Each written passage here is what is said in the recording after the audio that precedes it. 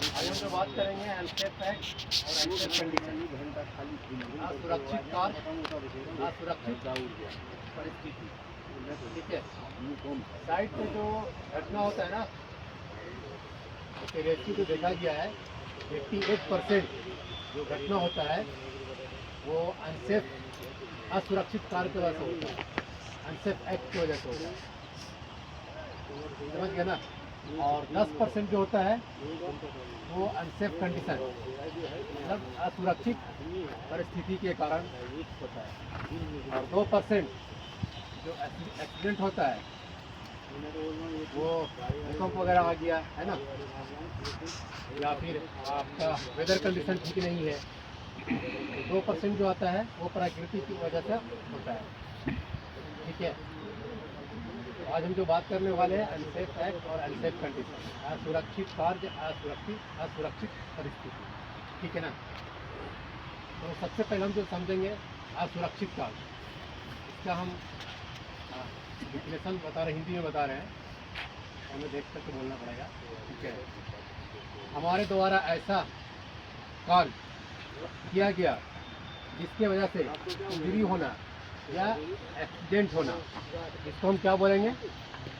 असुरक्षित कार्य, है ना, अनसेफ एक्ट बोलेंगे। ठीक है, तो अनसेफ एक्ट किसको किसको बोलेंगे? आप लोग जो काम करते हैं आपको पता नहीं होगा ना कि हम अनसेफ एक्ट कर रहे हैं या अनसेफ कंडीशन कर रहे हैं। इसको जो है सब कुछ श्रेणी में बांटा गया है ना।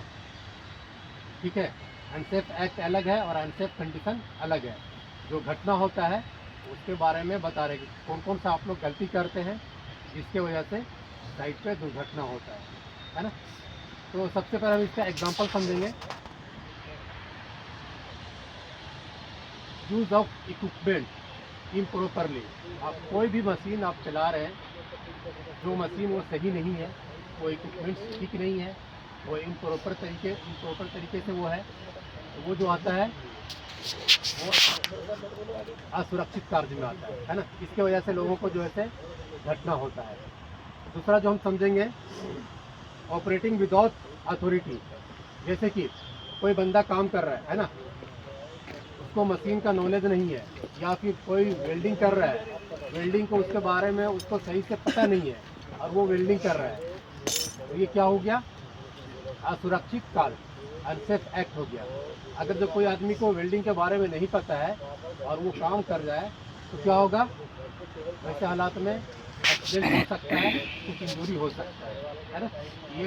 ये अनसेफ एक्ट में आ गया। तीसरा पॉइंट हम समझेंगे ऑपरेटिंग एनी मशीन, कोई भी मशीन आप चला रहे हो है ना, जैसे एक मशीन का लिमिट होता है ना कि इसको कितना स्पीड में चलाना है ना।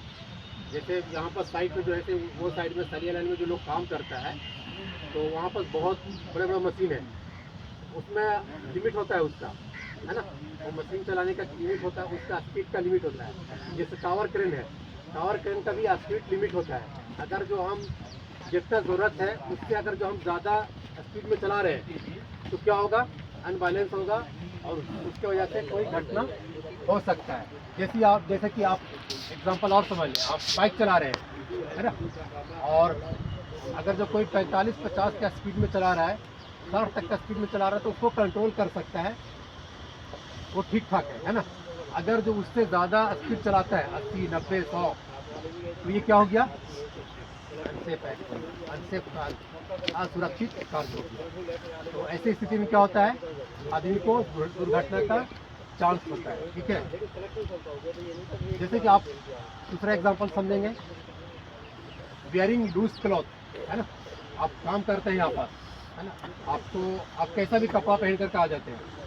अगर जो कोई आदमी मशीन चला रहा है और वो कुर्ता पहन के आ जाए या कोई धोती पहन के आ जाए, लुंगी पहन करके आ जाए और वो काम करे, वो सही है? क्या होगा? वो मशीन में फंस सकता है ना, फंस सकता है, या फिर काम करने के टाइम पे, चलने के टाइम पे गिर सकता है। तो ये क्या हो गया? अनसेफ एक्ट हो गया। आदमी का अगर जो कंस्ट्रक्शन लाइन में काम कर रहा है, सिविल लाइन में काम कर रहा है, कोई इंडस्ट्रीज में काम कर रहा है, तो उसको जो है कपड़ा जो है वो सही पहन कर आना है।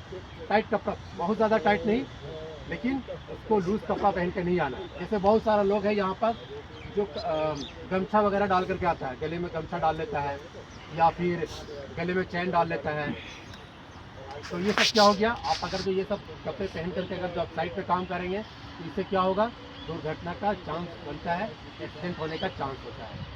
तो हम अभी जो बात कर रहे थे वो अनसेफ एक्ट के बारे में बात कर रहे थे, असुरक्षित कार्य के बारे में बात कर रहे थे, है ना। तो आप लोगों को उम्मीद है कि आप लोगों को अनसेफ एक्ट समझ में आ गया होगा कि कौन सा हम गलती करते हैं तो हमें हमारे साथ में एक्सीडेंट होता है, हमारे साथ में खतरा होता है। अब हम समझेंगे अनसेफ कंडीशन, है ना।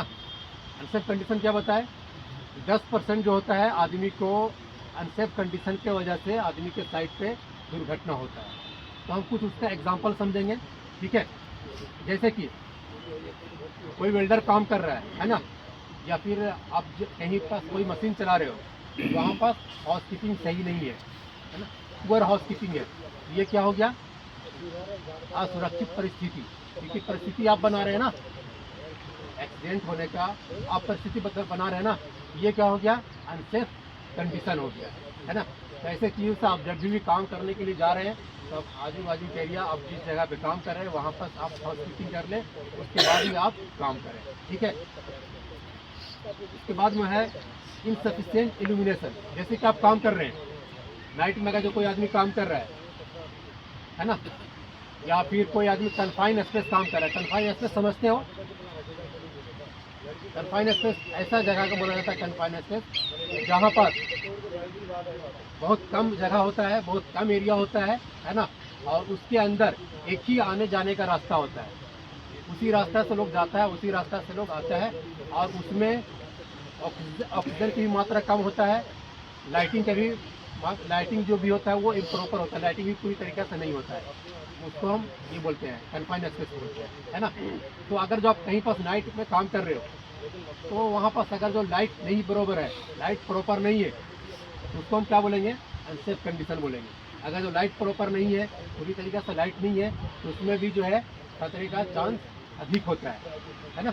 ये क्या हो गया, असुरक्षित परिस्थिति, है ना, इसको हम इंग्लिश में बोलेंगे अनसेफ कंडीशन, ठीक है। अगला पॉइंट के बारे में बात करते हैं, इम्प्रॉपर गार्डिंग, जैसे कि आप कोई मशीन चला रहे हो, कोई भी टूल्स चला रहे हो, है ना, जैसा भी लोग यहाँ पास जैसे चिपिंग करता है ना, चिपिंग कर रहा है ना, बहुत सारा मटेरियल को क्लीन करता है, आप लोग चिपर से क्लीन करते हो, तो उसमें अगर जो गार्ड नहीं है और अगर जो आप काम करते हो वो क्या हो गया, असुरक्षित परिस्थिति, अनसेफ कंडीशन, है ना।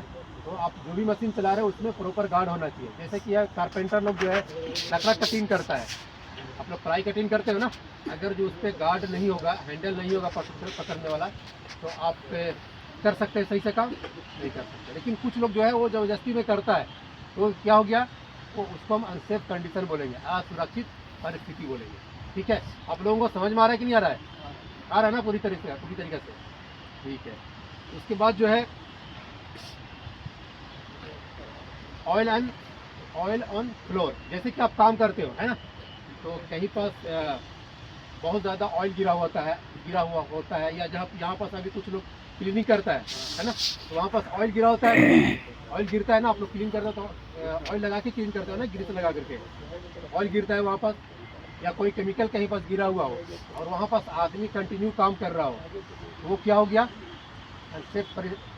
असुरक्षित परिस्थिति, अनसेफ कंडीशन हो गया, है ना।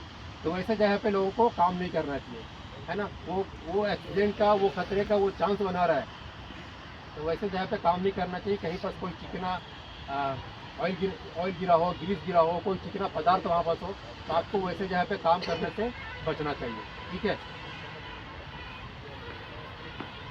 फिर उसके बाद में हम बात करेंगे, कोई भी मशीन सही नहीं है ना, कोई मशीन ख़राब है, जैसे कि कीपर होता है, वो मशीन ख़राब होता है, जब वो ख़राब होता है और अगर जो कोई उसके साथ में कोई ज़बरदस्ती काम करना चाहता है, तो वो मशीन जो है बहुत ज़्यादा वाइब्रेट करता है ना, तो वैसे टाइम पे क्या हो सकता है, उसके साथ में हाथ में इंजरी हो सकता है ना।